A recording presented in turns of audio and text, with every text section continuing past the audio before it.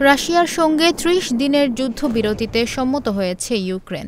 Saudi আরবে যুক্তরাষ্ট্র ও ইউক্রেনের কর্মকর্তাদের মধ্যে বৈঠকের শেষে এই ঘোষণা দেওয়া হয়েছে। সৌদি আরবে ওই আলোচনার পর ইউক্রেন জানায় তারা রাশিয়ার সঙ্গে যুক্তরাষ্ট্রের প্রস্তাবিত ৩০ দিনের যুদ্ধবিরতিতে রাজি আছে।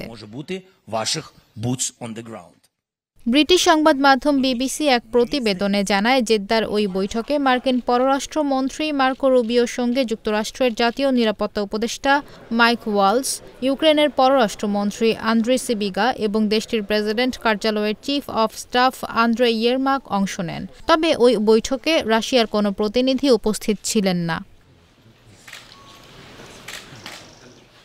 বৈঠক শেষে মার্কিন পররাষ্ট্রমন্ত্রী মার্কো রুবিও জানান, তিনি রাশিয়ার কাছে এই প্রস্তাবটি উপস্থাপন করবেন। বল এখন তাদের কোর্টে। রাশিয়া এই প্রস্তাব গ্রহণ করবে বলে আশা প্রকাশ করেন তিনি। অপরদিকে ইউক্রেনের প্রেসিডেন্ট ভলোদিমির জেলেনস্কি জানান, ইতিবাচক প্রস্তাবটিতে সম্মত হওয়ার জন্য রাশিয়াকে রাজি করানোর কাজটা এখন নির্ভর করছে যুক্তরাষ্ট্রের ওপর।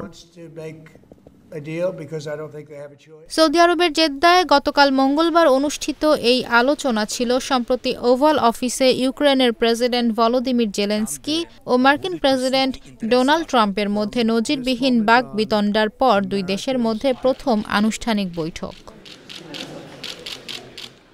এক যৌথ বিবৃতিতে যুক্তরাষ্ট্র জানায়, তারা অবিলম্বে ইউক্রেনের সঙ্গে গোয়েন্দা তথ্য ভাগাভাগি এবং নিরাপত্তা সহায়তা পুনরায় চালু করবে।